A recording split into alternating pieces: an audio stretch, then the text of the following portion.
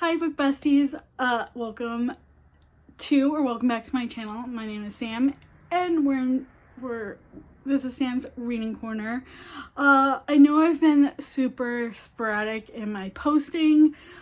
I did go through a very big change in my life the last couple of months. I'm just gonna briefly say what happened. My long-term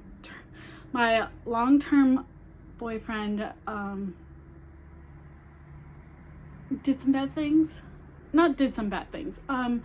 our relationship changed and he moved out, and now I'm on my own, and it's a big adjustment for me. So I have the cats, and yeah, I'm just trying to figure out the best way to go about this. So I've never done a vlog, so I figured since it is Memorial Day weekend, I can do a short 3-day vlog. I have the next 3 days off. I'm currently doing Escape the Readathon that is hosted by Books with Lexi. I will tag the announcement video to Escape the Readathon down below because she explains it so perfect. But essentially we're stuck in a carnival and we have to escape, and it's competitive, team-based competitive, and my team is currently in the middle of a game and we're trying to get out of this game so that we can escape the carnival. I'm currently in the middle of 2 books. Both books work for both the prompts that we're working on right now, but I'm going to be prioritizing one book over the other just because that book fits better. So let's get into the 2 books that I'm currently in the middle. And the book I'm prioritizing is The Serpent in the Wings of Night by Carissa Broadbent. I'm 6 chapters in. I did put this down for a couple days because I wasn't feeling it, but now I'm feeling vampire vibes, so I'm picking this back up. Though there was one major thing as to why I wanted to put this down. It was because I just felt like our female main character was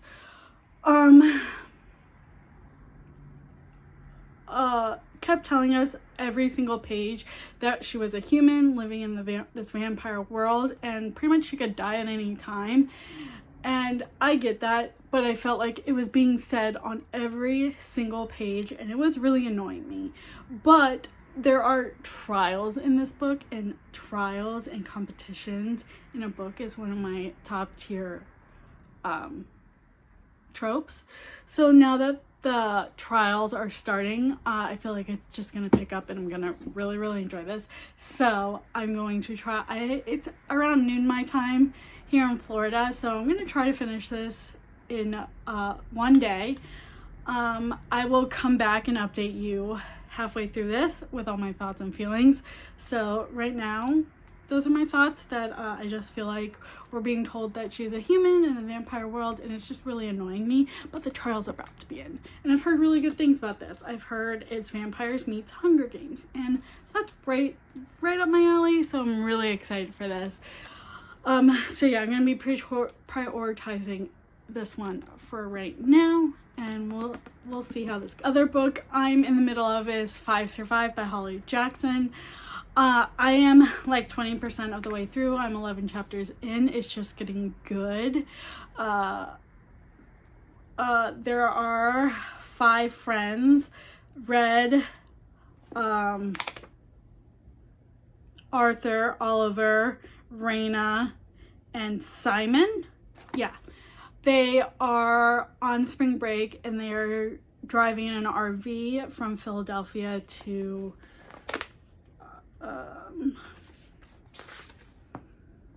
the Gulf Shores, which is like Alabama, Florida-esque kind of area, I guess. And they're on their way to spring break, and they are stopping for the night in North Carolina at a campsite, and things start to get a little spooky. There's a sniper trying to kill them. Not kill them, shooting at them, and they have to survive the night until the next day because so that they can get help, because all 4 tires of the RV have been shot out by the sniper, and hopefully they all survive, but I think one of them is who the sniper is trying to get at, and we don't know who it is, and it's just so good. And I think it's like midnight right now, so they're trying to survive the night, which is super exciting. So yeah, I'm gonna put this down for a couple hours. Maybe I'll pick it up tomorrow if we're still in the same prompts. If not, I'll try to figure out where we're gonna put this for the readathon. But yeah, those are all my current reads, and I will catch you guys at the halfway point of Serpents to share my more of my thoughts and feelings, and I will catch you then. Bye. Hi guys. Okay, so first update of the vlog, and I'm a freaking idiot. Okay, literally an idiot. So I finished Vengeance of the Pirate Queen last night by Trisha Levenseller, and the prompt that we're prioritizing right now has to do with the previous book that you finished, and I don't know why my brain thought that S was the beginning of her last name and not L, but then I haven't really been reading the last couple hours. I've been getting distracted. That's Oliver. Isn't he cute? And so I was reading the wrong freaking book, prioritizing the wrong freaking book. So we're putting down Serpents, and that's okay because I'm really not feeling that book. And we're picking up Light Lark by Alex Astor. It has trials in it, so it's kind of the same thing as Serpent. And so I'm going to start this, hopefully get 20% of the way through, and then come back and update you with my first feelings on how this is going. But yeah, so we can all laugh at me in the comments. That's fine. I'm a freaking idiot and I know it. At least I'm telling you and not cheating. But yeah, okay, I will see you in a few hours when I get to 20% of Light Lark. Bye. Good morning, everyone. I did not update you guys last night when I hit the 25% mark of Light Lark before I went to bed last night. So I figured I'd have a little sit down this morning after I've been caffeinated, fed, got ready for the day, pretty much, and do a little sit down and chat about my feelings. Sorry, my cat hit the tripod. I need to get a new tripod because the thing that holds my phone is wiggly and loose, and I don't know how to make it tighter. So we're just gonna have to scrap this tripod and get a new one. But that's for another day. My glasses are dirty. Okay, so yesterday I wasted time on Serpent and the Wings of Night when I didn't need to, and then later in the evening I picked up Light Lark again. I started Light Lark at the beginning in January of this year, at the end of January, and I got 30 or so % and put it down because I wasn't feeling it, I wasn't having a good time, and I just didn't want to read it. Picking it up and starting over, I'm enjoying it. I'm liking Grimm, and I like Isla. Like, I like their flirtation and their banter. I think they're super cute together, and I love Celeste. I hate Cleo. She's a, you know what I mean? She's not a nice person. Okay, so now that I've told you all my favorite characters, let's talk about a little bit of what's going on. So Light Lark is like the mainland, and 500 years ago, all the realms, there's 6 of them, were cursed and I'll talk about the curses for each realm. And the only way to break the curse is every 100 years there's this trials and competition called the Centennial that the rulers of each realm come to and try to fulfill the prophecy. And essentially the prophecy says that one ruler has to die and pretty much ends their realm, with them effectively dying. I'm assuming. At least that's what the book says. So the first Centennial apparently was like a train wreck, and now there's rules and things like there's a certain amount of time you can't just like see one of the rulers and walking about in the hallway and can't just go and kill them. Like, you have to wait a certain amount of time before you can just go and do that. So there's that. Okay, let's talk about the curses for each realm, which is not a spoiler. It's literally page 1 of this book. So there's the wildlings, which is where Isla, that's what Isla is, and that's what the realm she rules over. And her curse is they must eat human hearts to survive and kill anyone they fall in love with. That sounds like a bad time. Like, eating hearts, ew. Like, I would like to abstain myself on real food, not hearts. And their powers are to control of nature and the affinity with animals. Okay, I want to have the affinity with animals because as you'll get to know me, I love all animals pretty much except for snakes, spiders, and bugs. I'm deathly afraid of snakes. Like,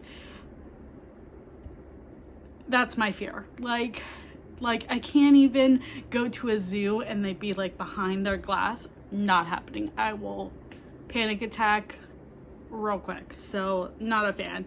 Okay, and then Starling, their curse is they all die at 25. That sucks because listen, 25, you're just living your life then, and to die, like, what a terrible death. You know what I mean? Let me know in the comments how you feel about that, because that's, out of all the curses, that one sucks the most. And then their power is they can harness energy from the stars and perform telekinesis. That's cool. Okay, we got some cool powers, right? The next realm is the Skylings, which their curse is they have lost the ability to fly. Thousands fell to their death from the sky. Okay, I'd like to fly. That's kind of cool. And now you can't fly. You gotta keep your feet on the ground. That's annoying. Their powers is to control of wind and weather. And that's not super cool, but whatever. Moolings, their curse is the sea becomes deadly every full moon, and their powers is to the control of water, healing abilities, and the power to freeze. Okay, that's kind of useful. I mean, at least the healing powers are useful. At least they're useful. That sucks. So they die if they're close to the water, every full moon, they have the chance of dying. That really sucks because I'm sure a lot of them, since like that is their like power, I'm sure they love to be by the water, so that kind of sucks. Sunling, and their curse is they will burn in the sunshine. Well, listen, you can be nocturnal and go out at night, and especially the sun is like really hot, so that's not too bad. But I guess they're sunlings, so they really like the sunshine. Their powers are to control fire, light, and heat. Okay, useful, I guess. And last but not least, Nightshade, which is Grimm's ruler of realm. They will perish outside after nightfall, so they can't go out at night. They can only go out in the sunshine. I guess that means they're like super tan, right? Because that's the only time they can go outside. Powers varying on their strength, but they have the ability to turn invisible, read emotions, stronger nightshades may be capable of mind control, shadow wielding, and spinning curses. So apparently, people of these realms think since Nightshade can wield curses, they were the ones to bring this curse upon them. So Nightshades have not been invited to the Centennial until this one, and there is something about Isla that she's trying to keep hidden,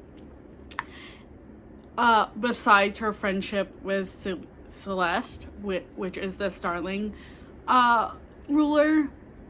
So besides that, there's something else, and I'm not about to spoil that for you guys because I feel like that's important to going forward in this book. So I'm really enjoying it. They've started the first trial, which is demonstrations. Kind of each ruler gets to have a demonstration to either make themselves look really good or try to point out other rulers' flaws and weaknesses, and essentially whichever ruler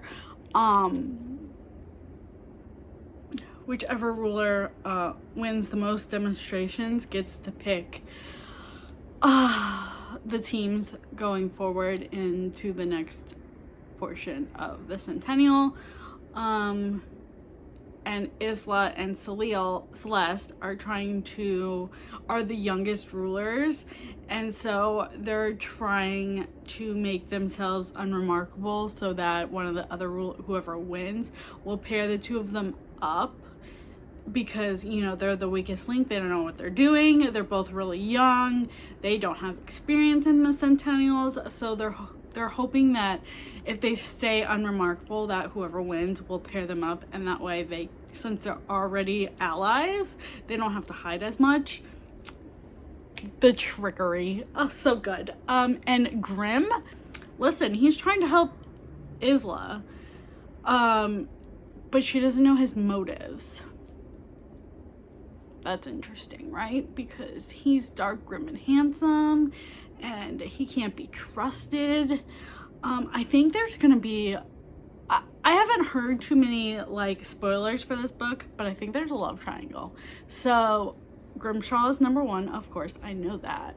But I'm thinking the Sunling King might be number two, but he's kind of fishy as well.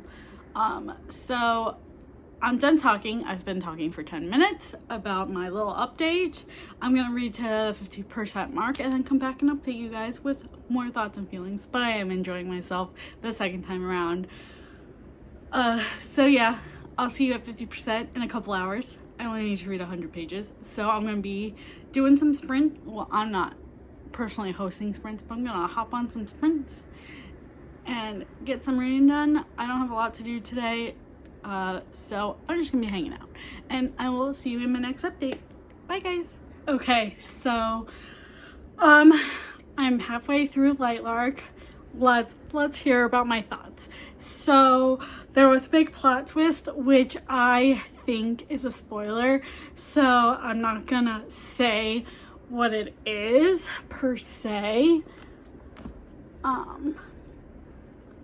But I got halfway a couple hours ago, but went on a first date, so I just got home from that, so I figured I would update you now that I'm home.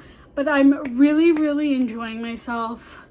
Now they are finished with the demonstrations and are paired up, and the king picked Isla for his partner, because he thinks he thinks he's figured out part of the curse. So Isla and Oro are kind of on the hunt for the heart of Lightlark. And he thinks, because Isla is a wildling, since they are really good with nature and plants, that this heart of Lightlark is hiding in some plants, and she can figure out where it is. And he said if she helps him with this, he'll pretty much protect her from being killed, because part of this prophecy says that one of the realm leaders has to die, and their whole realm will die once the ruler dies, kind of thing. So he was like, oh, let's make it, like, I have a deal, let's do this, and like, if you help me, I will protect you. And she was like, because her and Celeste are like buddies, remember, they're buddies, and they have their own plan. She was like, okay, well, if I help you, you have to protect me, and I get a choice of the other realm that gets saved, and you have to protect that realm leader too. And he was like, fine. So if and when this goes and happens, comes true, her and Celeste will be saved. And right before I left, Cleo, which I hate Cleo, she's a bitch, had her fucking nobles come and try to kill Isla. How rude, before the 50th day. Can you believe that? That's rude as heck. Okay, that's rude as heck. But I'm ranting because I had a really fun time tonight on my first date. It went really well, or at least I think it did. You know, it's kind of one of those things where you had fun and you think he had fun too, and so we'll see. It's first date, so we'll see. That's my update. I'm gonna come back and update you guys when I hit the 75% mark, which will probably be tomorrow sometime. Tomorrow, because it's like 9 o'clock my time. I'm gonna read for a couple more hours and then go to bed, and then wake up. It is Memorial Day tomorrow, so I don't know what I have planned for yet, so we'll see. But yeah, that's the update for now. So I will talk to you guys tomorrow when I hit the 75% mark. Hi guys. Okay, so kind of a reading update. I'm on Team Thrill Seekers for Escape the Readathon, which is what we're vlogging. We have moved forward in our game. We got 2 different prompts last night. So I have to take a little bit of a pivot away from Lightlark, which is fine. I'm still enjoying it. I'm probably still gonna read it and finish it up because I only have about 40% left. But I'm gonna pivot from that and switch to an audiobook, Splintered by Alex E. Harrow. This I got it on my Hoopla from my library. It's like 3.5 hours or so, and I'm going to continue updating my book tracker spreadsheet, because I need to get all my physical books into the spreadsheet so I can know how many physical books I have, but we're looking like 300, guys, and so I can listen to the audiobook and, you know, quickly go through these books, get them all put in and updated, and then I think we're gonna start focusing on getting a sort of TBR hopefuls for the Amazing Readathon that is hosted by Bree from Four Paws in a Book. I'll tag her below as well, along with the Amazing Readathon that's happening in June. It sounds like it's going to be even more chaotic than Escape the Readathon, which I'm so excited for. So be on the lookout for June TBR video, hopefully within by next weekend. Yeah. Okay, so that's the reading update. I'm gonna start reading Splintered. I have no idea what this is about. I've picked up an Alex E. Harrow book a couple months ago, Once and Future Witches, and I think I got like 18% of the way through, and it's just really slow, and I put it down because I wasn't feeling it. So this is a little bit shorter, So I feel like that'll be a better way for me to tell if I like Alex E. Harrow. Because I've been wanting to read Starling House as well, because that sounds right up my alley as well. So lots of possibilities. So I think starting with this novella will be a good spot for me to see what I'm liking. Okay, I'm done rambling. I will see you at the halfway point for the audiobook, because it's only like 3.5 hours. I don't feel like doing like a quarterly check-in. I feel like uh, just a halfway point just because it's so short. But yeah, I will come back and give you a little update on how I'm feeling with the audiobook with this, and then after that I will come back and update when I finish it. I will see you then. Bye. It's officially Tuesday, May 28th. Yeah. And it's officially time to wrap up this weekend vlog. I didn't finish anything, but that's okay. I do want to talk about how much I did read and everything. So, because of the pivot for Thrill Seekers yesterday, and I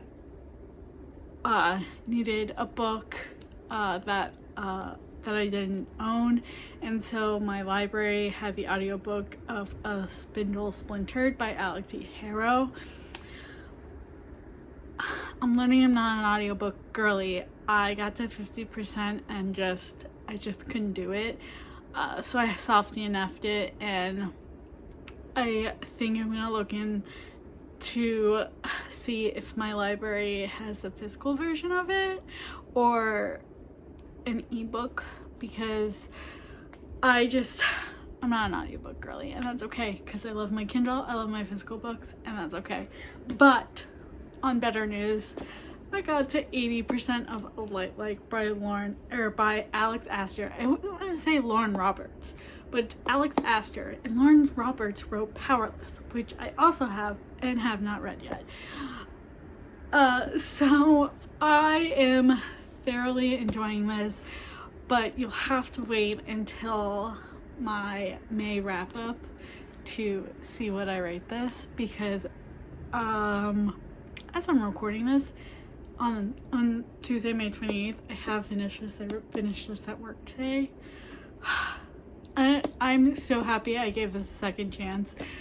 It was like my little second chance romance with this, and I cannot wait to get Nightbane and read that. And she also announced the title and the cover for book 3. I'm so excited. That's coming out this year, so I'm very excited. Maybe I'll pick up book 2 and book 3 when book 3 comes out. That way I can read them maybe back to back. I'm a serial series starter where I will read book 1 and then not read the sequels, so we'll see. But I thoroughly enjoyed myself. I had so much fun with this, and I'm excited to continue this series. But thanks for joining me. I'll link all my socials down below, my TikTok, Instagram, and Goodreads. And if you like this video, please give it a thumbs up and leave a Ferris wheel emoji if you just want to say hi. And yeah, also let me know in the comments if you want to see like a weekly vlog, because this was like me dipping my toes in to vlogging. I didn't know how I was gonna like it, but I had a really good time. So let me know if you want to see more vlogs from me. But until next time, happy reading.